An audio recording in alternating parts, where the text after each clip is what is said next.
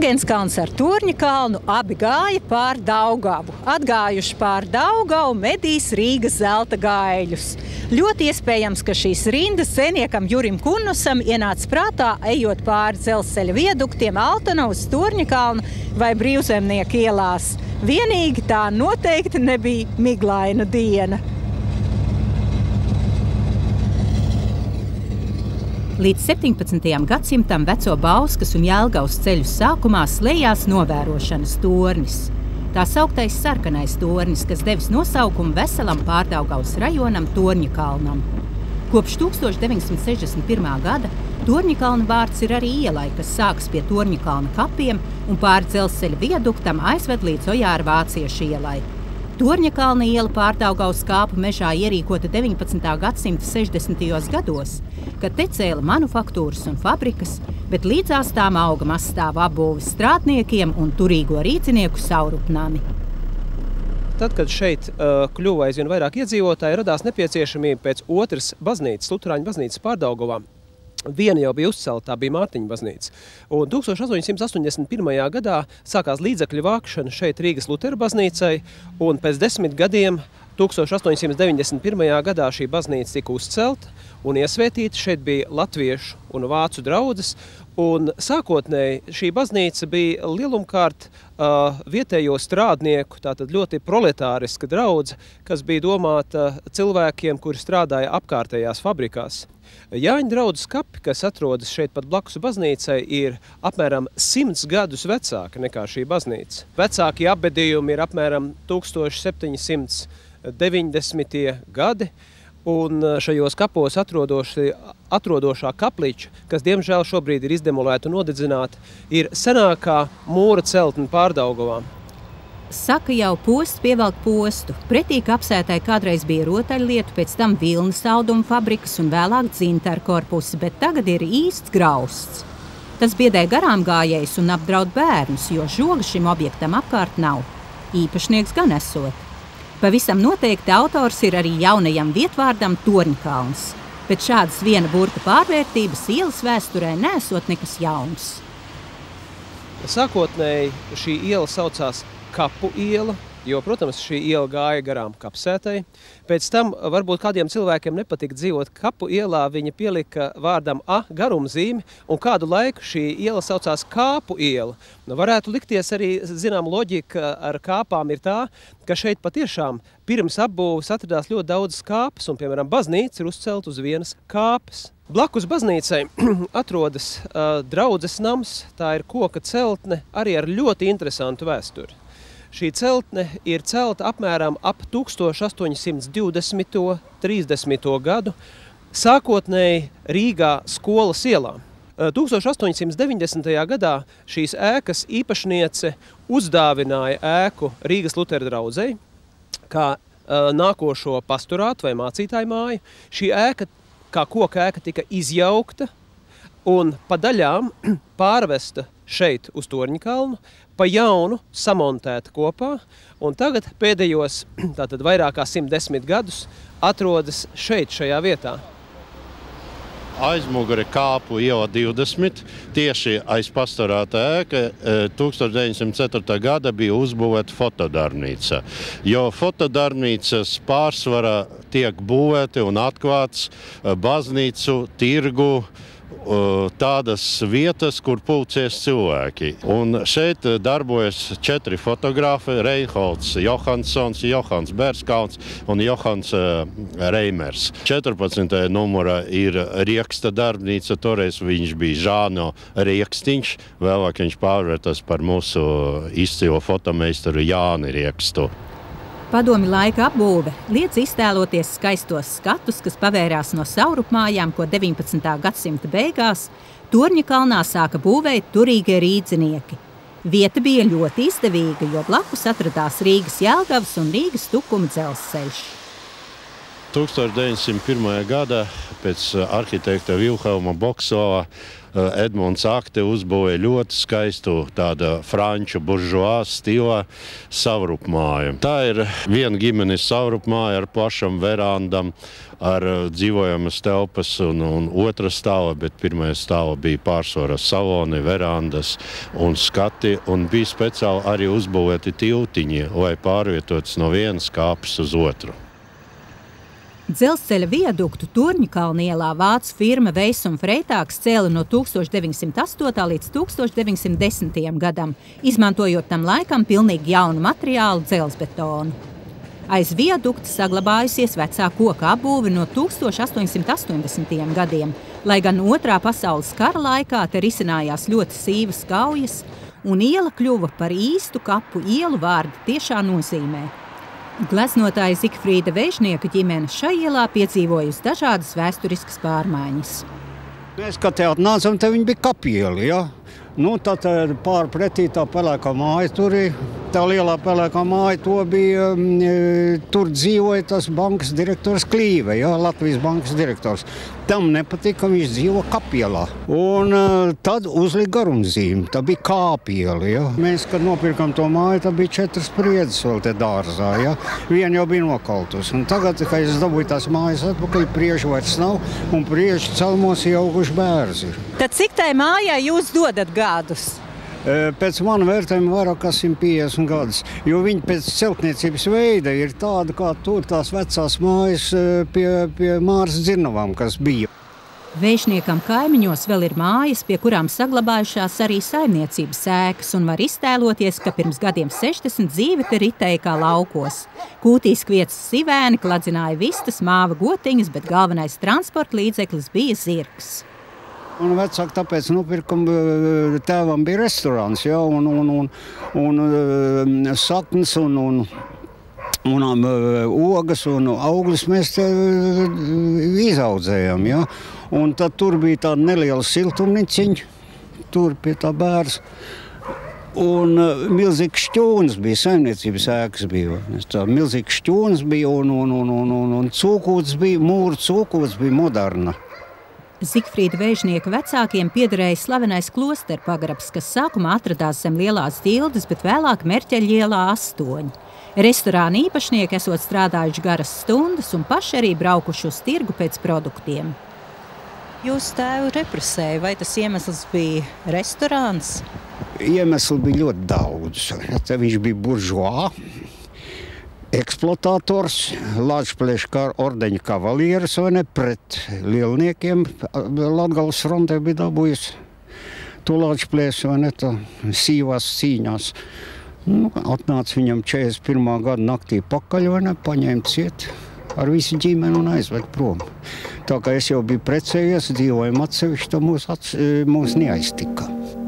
Zigfrīds Vēžnieks nometnē nokļuva vēlāk, kara beigās, kā leģionārs. Tomēr izdzīvoja, atgriezās un pēc 50 gadiem atguva savas mājas. Pie Ojaru vāciešu ielas ir ļoti skaists ansamblis, kas sastāv no 3 mājām. Visas 3 mājas celtas apmēram vienlaicīgi 1898. gada līdz 1902. gadam.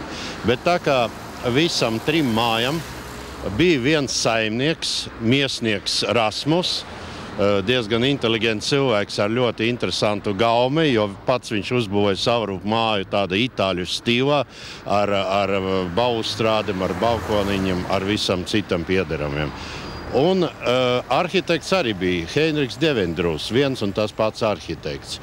Un Devendrūs ļoti interesants, viņš ir vienmēr piemērojies saimnieku gaumē. Un te var redzēt, ka visi 3 mājas ļoti labi komponēts. Viņi atšķiras no pārējās apbūves. Nu, un unikālākais no visa tā ir Vīdu mūra māja celta 902. gada, kura ir saglabājušies akli logi. It kā ir īsti logi, bet aizmugurī ir dēļi, un uz dēļiem uzkrasoti aizskari.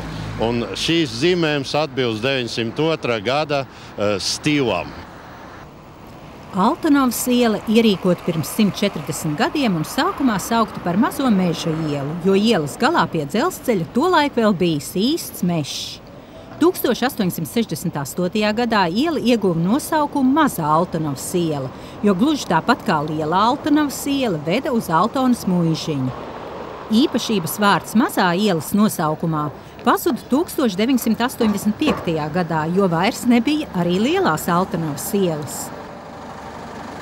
Un tagad mēs tuvojamies Altonavas ielas bīstamākajai vietai.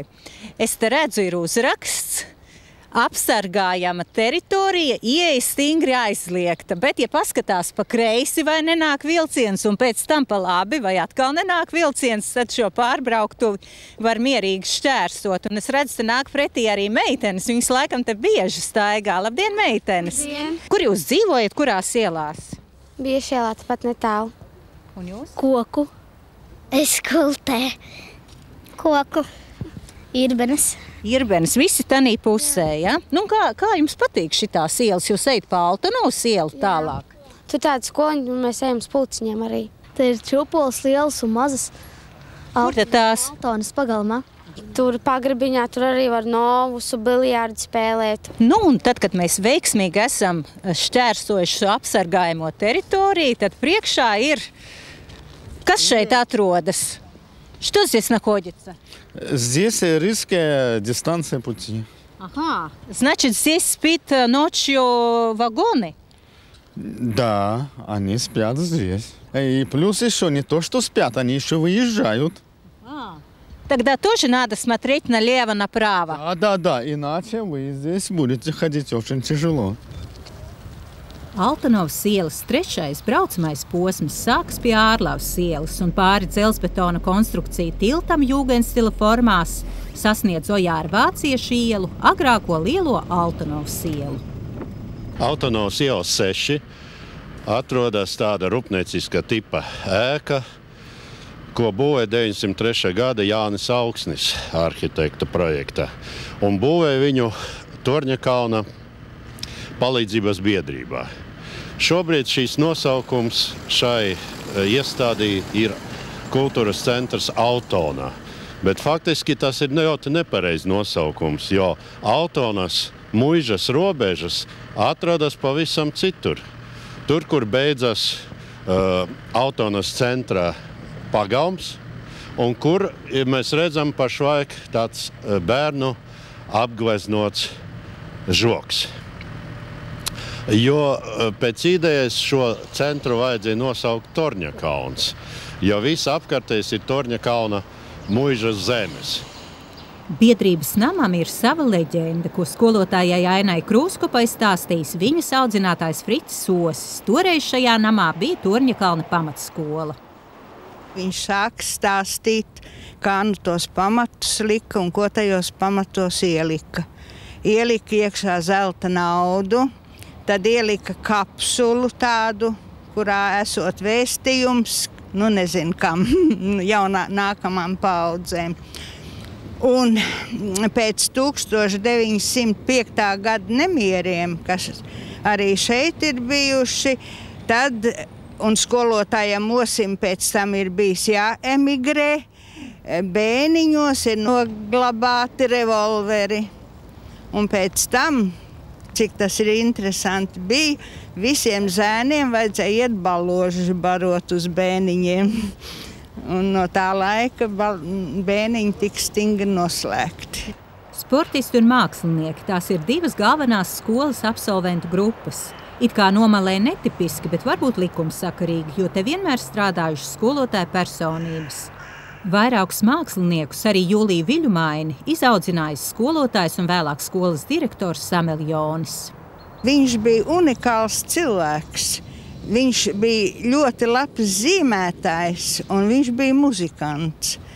Viņa vadībā skolā darbojās orķestris. Kad skolotājs Sameljons vairs nebija, tad bija skolotājs Birnsons Artūrs, kas arī bija ļoti unikāls cilvēks. Viņš bija matemātikas skolotājs, bet viņš bija arī muzikāli izglītots, viņš beidz konservatoriju. Un skolotājs Birnsons bija tas, kas prata iesaistīt dramatiskā pulciņa darbā.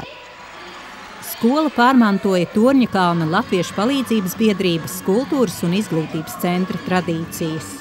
Pēc skolas likvidēšanas 1980. gadā šīs tradīcijas turpina Zemgales priekšpilsētas bērnu un jauniešu centrs Altona.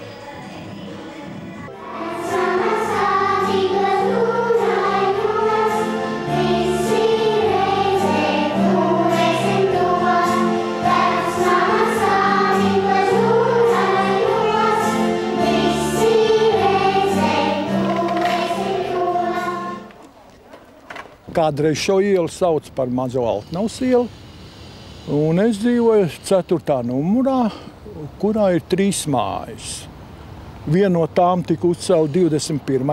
gadā, tā ir tāda kokmāja, nākošā ir 23. un, cik es sapratu, manējā ir 25. Šī mūsu māja, it kā saimniekam, kurš bija arī vācietis Horsts, nebija domāta kā dzīvojamā māja, bet viņa bija domāta kā des fabrika vai darbnīca.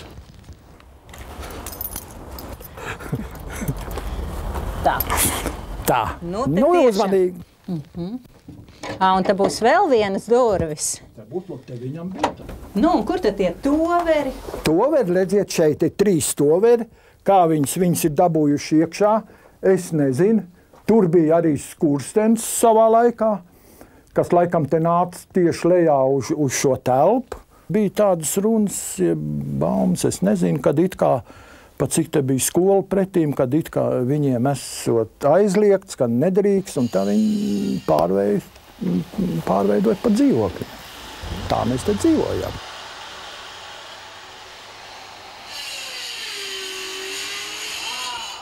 Altonavas ielas mākslinieciskajām vērtībām pieder tēlnieces Aleksandras Briedas veidotie ciļņi 1939. gadā uzceltajai bērnu dārza ēkai. Bet ielas vecākajam namam ir jau 130 gadu. Mans tēvs viņu nopirka apmēram 1930. gadā no Renselāča pēc uzvārda cilvēks pa 11 600 latiem. Protams, viņš pēc tam samaksāja arī zemes virs īpašuma tiesības, tā kā māja pārnāca pilnīgā mūsu rīcībā. Lāču ģimenei kaimiņos dzīvoja mākslinieka Ludolfa Liberta un operas solistas Amandas Rebanas Libertas ģimene. Viņu audžumeita bija Jāņa Lāča bērnības rotaļbiedrene. Dārga relikvija Lāču ģimenei ir Ludolfa Liberta monogrāfija ar mākslinieka veltījumu, aizbraucot no Latvijas bēgļu gaitās. Bet Jāņa Lāča atmiņā saglabājušies daži zīmīgi kaimiņu dzīves notikumi. Man bija tāds ritenis, ko stum un ar vienu kāju brauc. Man tas ritenis bija pie labās rokas un pienāk Libertkungs, saka, labdien. Es viņam dodu roku, bet kreiso. Un tad viņš man teica tā, zēn, tā jau nebūs pareizi, otru rociņu dod. Tad es pārmainīju tās rokas un tā mēs sasveicinājāmies. Mums kaimiņiem Libertiem bija ļoti smuks kollijs labos gados, un no sākuma viņi gāja pēc avīzes kopā ar veco saimnieku, ar Libertēvu. Un beigās viņu iemācīja tik tālu, kad viņam iedeva naudiņu, ietīt papīrā, un viņš aizgāja uz kiosku un atnesa avīzi. Dažas reizes neatnesa, tā kā kaķis bija ceļā kaut kur. Ludolfs Liberts daudz gleznojis Torņakalnu un vairākas reizes arī gleznieciskos dzelzceļa viaduktus. Gluži tāpat, kā daudzi citi Torņakalna mākslinieku kopai piederīgie. Viens ir visīstākais torņkalnietis Jūlijs Viļņumainis. Un viņam arī ir ne tikai vien šīs apkārtnes gleznojumi dažādās ieliņas, bet arī tieši šis redzamais tilts, viadukts ar visu baznīcu. Otrs mākslinieks, kurš ir mazāk pazīstams, bet arī purvīšs skolnieks, tas ir Liede, Arturs Liede. Ļoti interesanta personība, kurš ir ne tik vien bijis gleznotājs, bet arī ļoti pazīstams jurists. Viņa diplomdarbs ir darināts 40. gadā, un tieši no šīs vietas aptuveni vienīgais viņā baznīca ir pazudusi. Es atgādināšu, tas bija 40. gads, un baznīcai tātad tanī laikā jau vairs nebija vieta. Vēl kāda interesanta leģenda saistās ar gleznotāju Vilhelmu Purvīti un Arkādijas parku, pie kura sākas arī Friča Brīvzemnieka iela.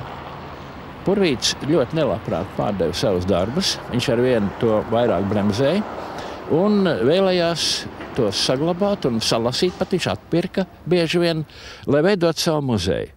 Un tā muzeja veidošanā viņš pieaicināja arhitektu Aleksandru Birznieku. Viņi katru rudeni braukājuši Ormanī pa Arkādijas apkaimi, meklējot vietu muzejam. Un to ir plaši pārunājuši, izraudzījuši, noraidījuši, atkal ir izšķīrušies par varbūtējo celtniecību. Un līdz nākamam gadam. Pa Friča Brīvzemnieka ielu kādreiz varēja nokļūt Marijas Cirnavās, tāpēc ielas pirmais nosaukums 19. gadsimta vidū ir Marijas Cirnavu vai Marijas Sudmalu iela. Otrs zīmīgs gadskaitlis ielas vēsturē ir 1903. gads, kad pa ielu sāka kursēt elektriskais tramvajs. 1923. gadā ielaidot folklorista nacionālās atmodas darbinieka Friča Brīvzemnieka vārdu. Es pieļauju, ka daudz nezina, kas ir brīvzemnieks. Jā, it sevišķi tie nezina, kas lika ielu uzrakstā Brīvzemnieku iela. Mēs cīnījāmies, tas iznāk gandrīz sinonīms kolhauznieku, nerunājot par to, ka nezina, kas ir Fricis Brīvzemnieks. Un vienu laiku bija tā, ka bija viena tā zīme uz ielas stāfelīt, bija Fr Brīvzemnieka, nākošā bija Brīvzemnieku. Un tagad cerams, ka ir kliedēta šī neziņa sakarā ar to, ka mums izdevās kopā ar Zemgales priekšpilsētu un mākslinieku Ģirtu Burvi Fricim Brīvzemniekam par godu šeit pieminekli uzstādīt. Un tad tomēr cilvēki nāk un jautā un mazliet apskaidrojās. Lūk, tie ozolu sēdekļi, kas tur lejā ir, tie ir taisni 150 gadus veca ozola tādi pārpalikumi, bet paši piemiņas zīmes balsti ir no visiem Latvijas novadiem. Un tur ir rakstīts, lūk, Fricim Brīvzemniekam 150 gadi, un senču zīmes, un spēks, un cilvēki nāk, noliek ziedus, un tāpat jaunie ļaudis uzsākot dzīves kopgaitu. Tomēr atcerās, nav tik traki. Friča Brīvzemnieks ir ļoti gudrs vīrs. Viņš vāca ļoti daudz dziesmas tautas un sargāja latviešu valodu. Tad, kad es uzzināju, ka jūs te dzīvojat, es domāju, tas piestāv šai ielai, bet tomēr kā ir dzīvot koka mājā? Mums ir ļoti grūti iedomāties mūsu saimi tādā bloka mājā, jo mēs arī neesam tādā dzīvojuši nekad. Kaut arī siltā. Tā kā ir savu plusi un mīnusi, bet vairāk gan ir plusi tomēr, nenoliedzami. Jo tur ir savs gars tai mājai, un es domāju, ka mēs no savas puses arī šo to vēl pieliekam klāt. Friča Brīvzemnieka ielā divām koka ēkām ir īpaši interesanta vēsture. Tās ir vasarnīcas angļu un itāļu stilā. Šo ēku savā laikā būvēja Rīgas Dinaburgas un vēlāko Tukuma dzelzceļa būvētais inženieris Staprāni. Un Brīvzemnieku 7 nākoša vasarnīca, kas būvēta 80. gada pēc arhitekta Vinklera projekta, tirgotājiem Haferbergam, saistīta ar Džordžu Armitsteidu. Dzīvodām šeit tieši nodibināja bērnu slimnīcu. Ne tikai nodibināja, bet arī nopirka gruntsgabalu, uzcēla ēkas, un līdz šai dienai vienu laiku bija noņemts nosaukums, bet tagad ir atgriezts bērnu slimnīcas vienības gatavē Džordža Armitsteida vārds. Ja mēs pārējām ielai pāri, 18. numurs ir pavisam dziļumā, gruntsgabalu dziļumā, jo te bija brīvstāvoša lauku ēka, būvēta ap 1850. gadu, un pārējais kvartāli sāka apbūvēt lēnītim no 1870. gadiem, bet apbūvēja ļoti savdabīgi, jo uz gruntsgabalu var saskaitīt 7 dzīvojamas ēkas. Nosargāja pagalmu. Vai te patiešām ir tā kā laukos sāja? Nu, protams, taču visi te viens otru zina un zina, kur strādā un ko bērni dara un kā klājās. Un kopējs sargs. Jā, kopējs sargs, suns. Un, var sakot, sveši te nenāk. Un ja nāk, tad uzreiz tiek noskaidrots, kāpēc viņš te nāk. Savu veidu drošība. Šī mana ēka ir bijusi ormaņu stālis agrāk. Blakus ir bijuši dzīvokļi, un šajā ēkā ir bijuši stālis un tieši turēti zirgi. Un tas te vēl atrodās. Bet no šitās sētiņas ar puķu dobēm tas te ir pilnīgi nepieciešama lieta visiem. Tas ir tāds, šeit jau kā vācu stilā radies iespējas, bet puķu dobas ir norobežotām priekšiņa, tas vienmēr tā ir bijis. Tad, kad es ienācu pirmoreiz šajā pagalmā, es uzreiz pamanīju rozi. Un tā ir jūsu sētiņā.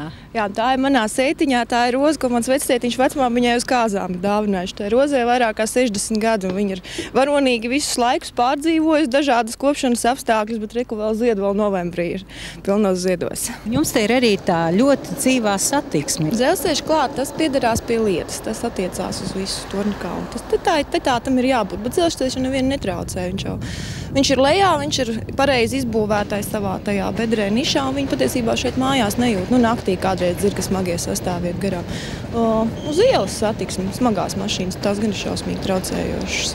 Te jau jūk un brūk un sēžās, jo teica, ka ēkas nav piemērotas tik intensīvai satiksmē. Ceļš kaistais tilts, ka visas smagās mašīnas brauc pa šo mazo ieliņu, pa bruģi, protams, ātrumu neviens šeit neievēro, tad ir ko just. Šī iela izslēdz jēdzienu klusā Pārdaugava, kā ļoti gribētos.